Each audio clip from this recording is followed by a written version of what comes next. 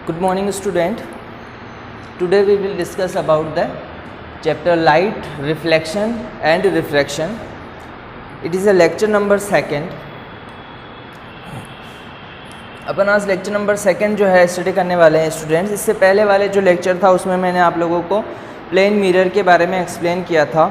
आज जो अपन स्टडी करने वाले हैं स्टूडेंट्स वो बहुत इंपॉर्टेंट टॉपिक है, स्फेरिकल मिरर।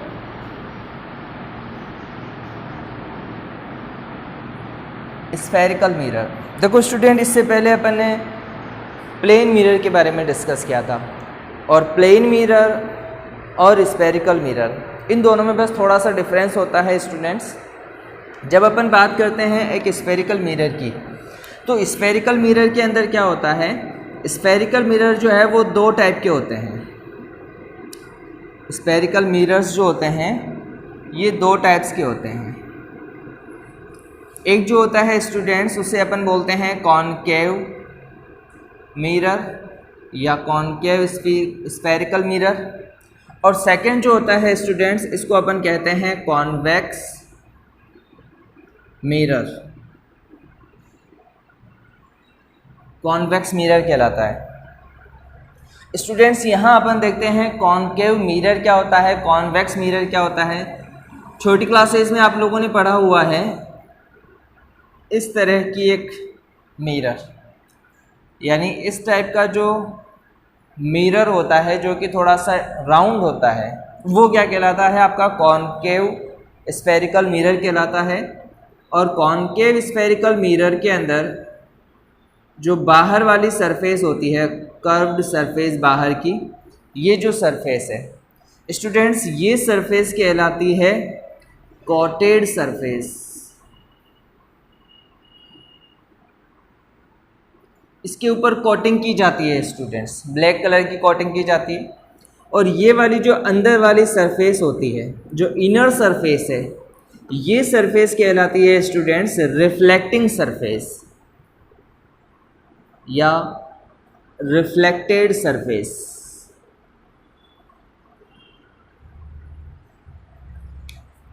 कॉनकेव मिरर में इनर सरफेस जो होती है वो रिफ्लेक्टेड सरफेस है और यहाँ पर बाहर वाली जो सरफेस है वो कोटेड सरफेस है। जिस तरह से ये कॉनकेव मतलब ये इस तरफ से है ना, तो यहाँ अपन ये बात कर रहे हैं कि कॉनकेव मिरर जो होते हैं उसकी इनर सरफेस जो है वो रिफ्लेक्टेड सरफेस है और आउटर सरफेस कोटेड सरफेस है।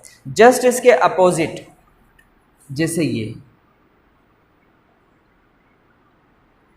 ओके यहाँ ये जो सरफेस है इनर सरफेस ये कोटेड सरफेस होती है स्टूडेंट्स।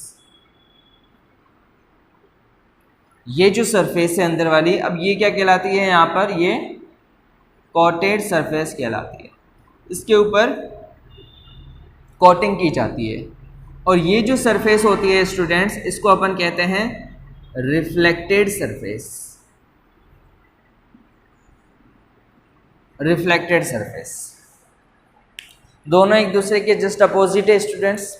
यहाँ अंदर वाली जो सरफेस है वो रिफ्लेक्टेड है और यहाँ पर जो बाहर वाली जो सरफेस है वो रिफ्लेक्टेड सरफेस है। जैसे एग्जांपल के फॉर्म में अगर अपन मान लीजिए एक टेबल स्पून लेते हैं स्टील का, हाईली शाइनी वाला होना चाहिए, हाईली शाइनिंग या हाईली पॉलिश्ड होना चाहिए। जब उसे अपन लेते हैं स्टूडेंट्स तो यहाँ अपन ये देखते हैं, जैसे मान लीजिए आपके पास ये एक टेबल स्पून है,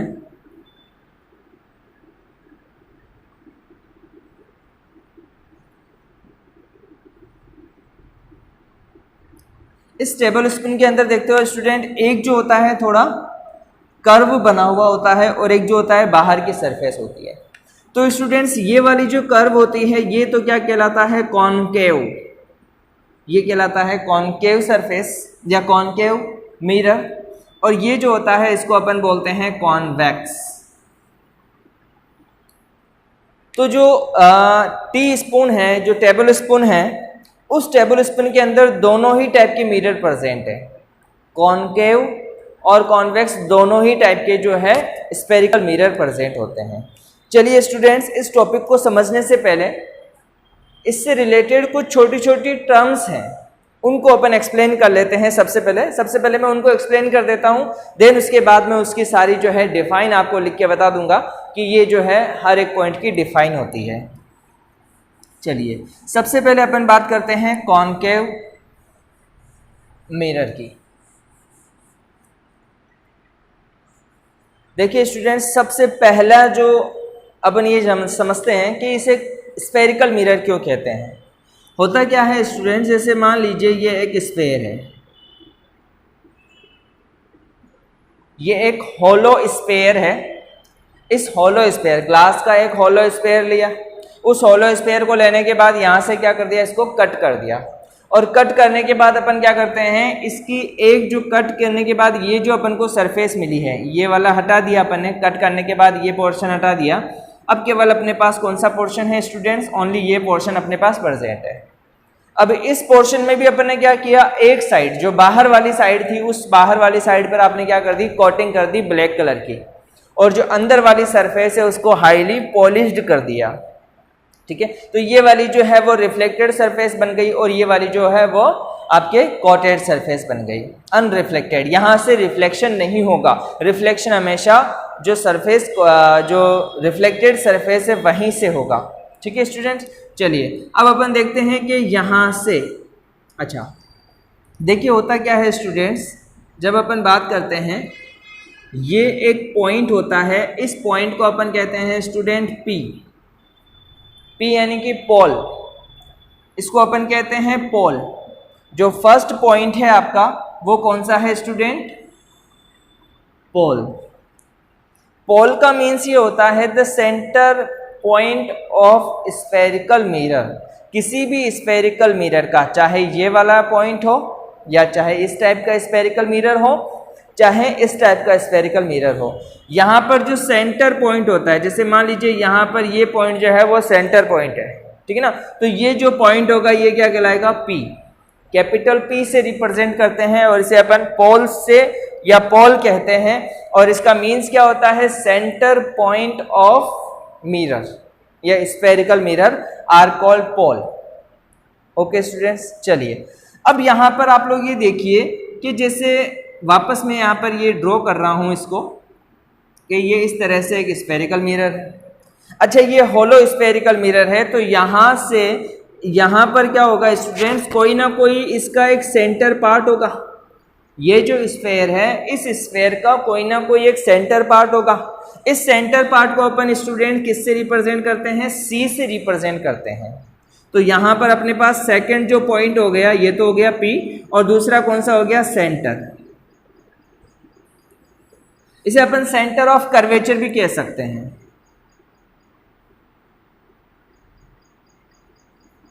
या इसी को अपन रेडियस ऑफ कर्वेचर भी कह सकते हैं।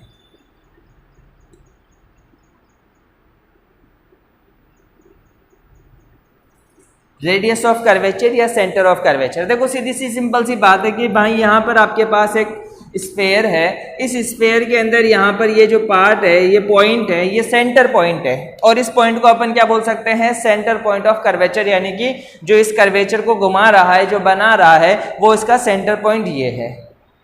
ठीक है, अब यहाँ पर अपन क्या करते हैं, अगर इस पॉइंट से एक लाइन ड्रॉ करते हैं जो कि पी से मिल जाती है, जैसे ये जो मैंने लाइन ड्रॉ की है, इस लाइन के अंदर क्या हो रहा है कि ये जो पॉइंट सी है, इस पॉइंट सी से एक लाइन ड्रॉ की है जो कि पॉइंट पी पर मीट कर रही है, मिल रही है इस रिफ्लेक्टेड सरफेस पर।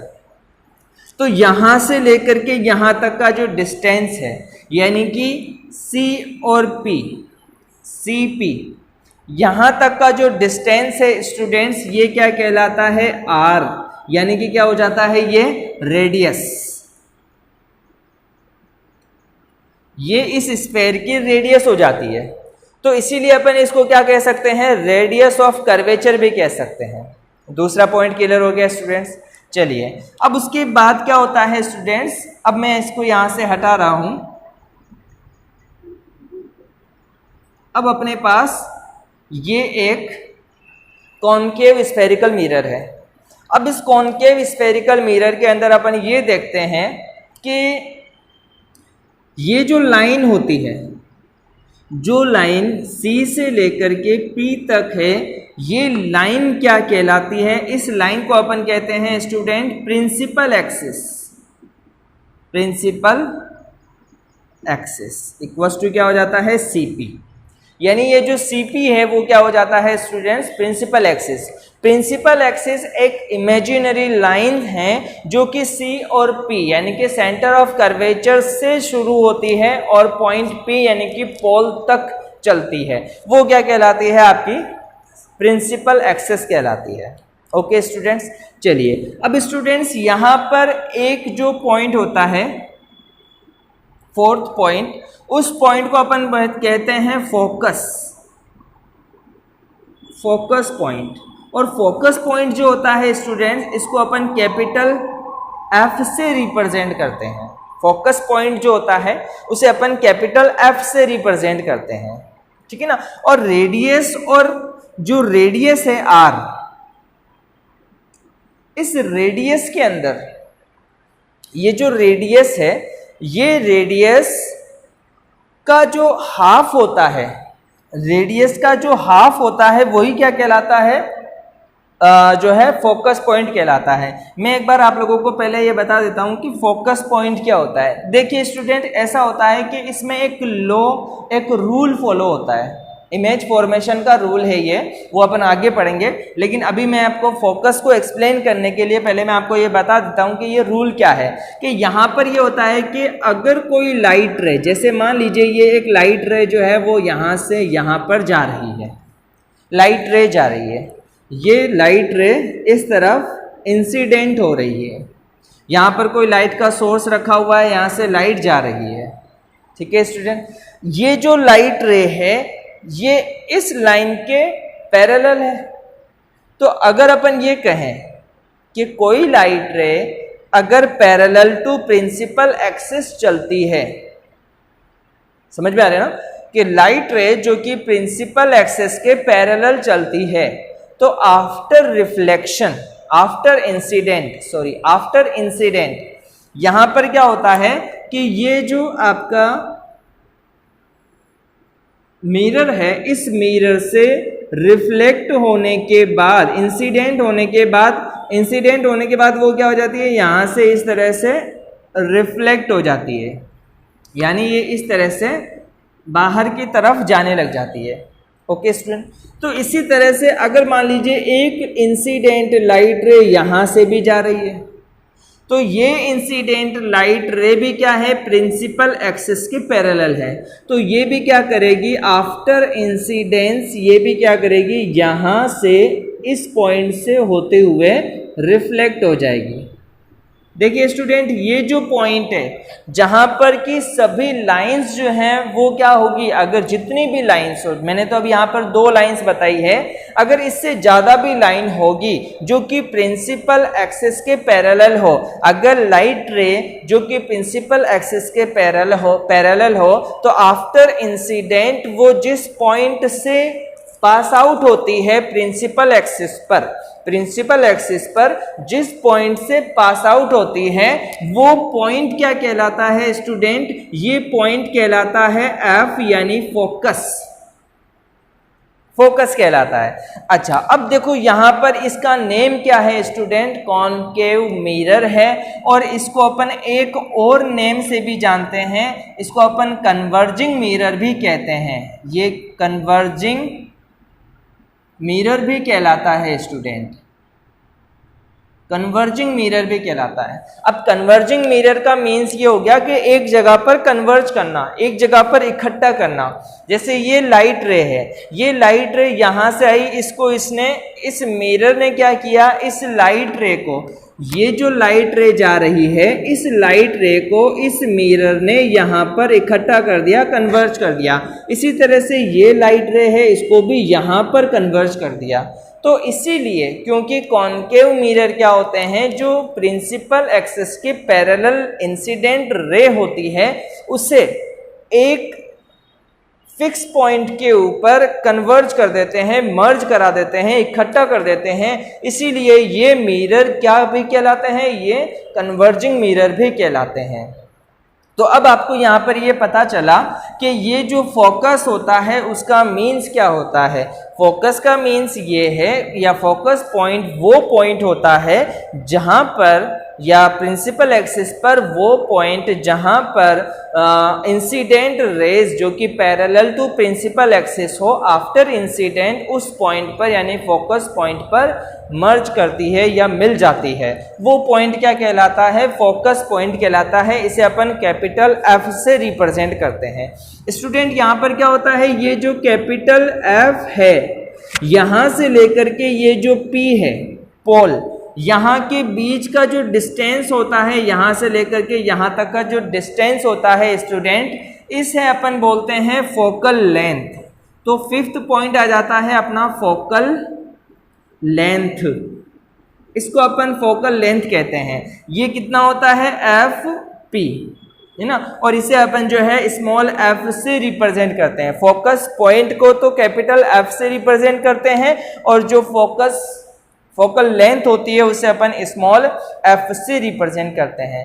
स्टूडेंट्स एक बात इंपॉर्टेंट ये याद रखनी है, फोकस पॉइंट जो होता है या फोकस जो होता है वो कन्वर्जिंग मिरर के लिए अलग होता है और कॉन्वेक्स मिरर के लिए भी डिफरेंट होता है। इन दोनों के लिए जो डिफाइन है उसमें थोड़ा सा डिफरेंट होता है, तो इसीलिए आप लोगों को यहाँ पर कंफ्यूज नहीं होना है। सबसे पहले जब अपन कॉनकेव मिरर पढ़ रहे हैं तो कॉनकेव मिरर में अपन ने ये कहा कि फोकस पॉइंट वो पॉइंट होता है या प्रिंसिपल एक्सिस पर वो पॉइंट होता है जो कि अगर कोई लाइट रे, इंसिडेंट लाइट रे जो कि पैरेलल टू प्रिंसिपल एक्सिस हो, आफ्टर इंसिडेंट वो फोकस से होती हुई गुजर जाती है। ओके स्टूडेंट्स, है ना। यहाँ पर एक्चुअल में होता है, यानी एक्चुअली मीट करती है, फोकस पॉइंट पर एक्चुअली मीट करती है। देखो यहाँ से यहाँ जा रही है, एक्चुअल में जा रही है, अपन ने नहीं बढ़ाया है किसी भी लाइट रे को। यहाँ पर जो हो रहा है वो एक्चुअल में हो रहा है, यानी कि हमेशा ऐसा होता है। ओके स्टूडेंट, तो यहाँ अपन ने ये देखा कि पोल क्या होता है, सेंटर ऑफ कर्वेचर क्या होता है, प्रिंसिपल एक्सिस क्या है, फोकस पॉइंट क्या है और फोकल लेंथ क्या है। ठीक है, फोकल लेंथ को अपन किससे रिप्रेजेंट करते हैं? F से रिप्रेजेंट करते हैं। और F और R में एक रिलेशन होता है, F = R/2 होता है। ये एक रिलेशन निकल के आता है। हमेशा F = क्या होता है? R/2 होता है। यानी यहाँ से लेकर के यहाँ तक, C से लेकर के P तक का जो डिस्टेंस है स्टूडेंट, इसे अपन ने क्या कहा था? रेडियस ऑफ कर्वेचर या सेंटर ऑफ कर्वेचर कहा था, यानी R कहा था। यहाँ से लेकर के यहाँ तक का जो डिस्टेंस है वो R था, तो यहाँ से लेकर के यहाँ तक का जो डिस्टेंस होगा वो हमेशा रेडियस का आधा होगा। ओके स्टूडेंट्स, उसके बाद एक नेक्स्ट पॉइंट आता है 6 पॉइंट, जिसको अपन बोलते हैं अपर्चर। ये कहलाता है अपर्चर। अपर्चर का मीन्स ये होता है स्टूडेंट्स कि यहाँ से ये करके यहाँ तक का जो लेंथ होता है, इस स्फेरिकल मिरर की जो एक्चुअल लेंथ होती है, जहाँ पर रिफ्लेक्शन होता है या जहाँ पर जो रिफ्लेक्टिंग साइड होती है, उसकी जो एक्चुअल लेंथ है, जो टोटल लेंथ है, वो क्या कहलाती है स्टूडेंट? अपर्चर कहलाती है। या इसे अपन कर्वेचर भी बोलते हैं, बहुत सी बार अपर्चर भी कहलाती है ये। तो ये जो है कुछ टॉपिक्स है, कुछ छोटे छोटे पॉइंट्स हैं। इन पॉइंट्स की डिफाइन अब मैं लिख रहा हूँ, उन्हें आप भी अच्छे से लर्न कर लें, क्योंकि बहुत इंपॉर्टेंट है। आधा नंबर या 1 नंबर का क्वेश्चन पूछ लिया जाता है इन डिफाइन के ऊपर। तो चलिए अपन लिखते हैं अब इनकी डिफाइन को। अभी अपन ने केवल और केवल कॉनकेव मिरर के बारे में पढ़ा है, कॉन्वेक्स के अंदर नहीं पढ़ा है।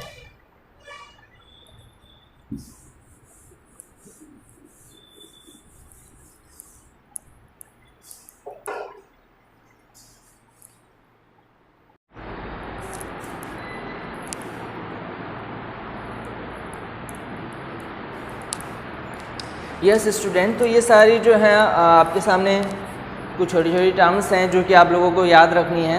सबसे पहला प्रिंसिपल एक्सिस जो मैंने आप लोगों को बताया था अभी, कि line joining the pole and the centre of curvature of the spherical mirror. Spherical mirror के अंदर जो जॉइनिंग लाइन होती है, जो कि पोल और सेंटर ऑफ कर्वेचर को ऐड कर देती है, जोड़ देती है, यानी कि सेंटर पार्ट को जोड़ देती है। Pole the central point of the reflecting surface. Central point जो होता है रिफ्लेक्टिंग सरफेस का वो क्या कहलाता है? पोल कहलाता है, और इसे P से रिप्रेजेंट करते हैं। Aperture, the width of reflecting spherical surface, यानी जो टोटल लेंथ है या जो विड्थ है, टोटल जो एरिया है रिफ्लेक्टेड एरिया, वो क्या कहलाता है? एपरेचर कहलाता है। Centre of curvature, the centre of the hollow glass sphere, जो आपके पास होलो ग्लास स्फेयर है, which the spherical mirror is called centre of centre curvature, यानी कि उसका जो सेंटर होता है किसी भी होलो ग्लास का, स्फेरिकल का जो सेंटर पार्ट होता है, वही क्या कहला रहा है? यहाँ पर सेंटर ऑफ कर्वेचर कहला रहा है। इसे अपन कैपिटल C से या C से रिप्रेजेंट कर रहे हैं। Radius of curvature, radius of curvature का मीन्स क्या हो गया? The distance between pole and C से लेकर के पोल तक का जो डिस्टेंस होता है, जिसे अपन ने PC से रिप्रेजेंट किया था, उसे R कहते हैं, यानी R से रिप्रेजेंट करते हैं रेडियस ऑफ कर्वेचर को। फोकस पॉइंट, मैंने आप लोगों से कहा था कि फोकस पॉइंट जो होता है वो दोनों के लिए डिफरेंट होता है। कॉनकेव मिरर के लिए डिफरेंट है और कॉन्वेक्स मिरर के लिए भी डिफरेंट है। यहाँ अपन बात करते हैं सबसे पहले कॉनकेव मिरर की। तो the point on the principal axis, principal axis पर वो point where all parallel rays, जिस पर सारी parallel rays meet after reflection, is called focus point, है ना। अब जब अपन यहाँ पर क्या बात कर रहे हैं पैरेलल कॉनकेव मिरर के लिए, तो यहाँ पर अपन लिख देंगे मीट एक्चुअल, यहाँ पर वर्ड आ जाएगा actual, meet actual after reflection. अगर एक्चुअल में मीट हो रही है, एक्चुअल वर्ड अगर अपन यहाँ पे लिख देते हैं, जो मीट है, इस मीट के बाद अपन यहाँ पर मीट और आफ्टर के बीच में अगर यहाँ पर अपन एक्चुअल वर्ड लिख देते हैं, तो मीन्स ये किसके लिए हो जाएगा स्टूडेंट्स?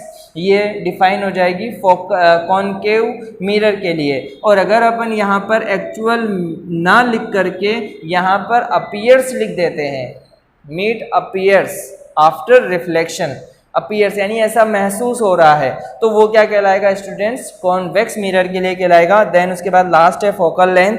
मैंने आप लोगों से कहा था कि जो distance between focus point and pole, focus point और पोल से लेकर के बीच का जो डिफरेंस है वो स्टूडेंट्स क्या कहलाता है? फोकल लेंथ कहलाता है। और इसमें आपको ये भी याद रखना है कि F इक्वल्स टू क्या होता है? R/2 होता है।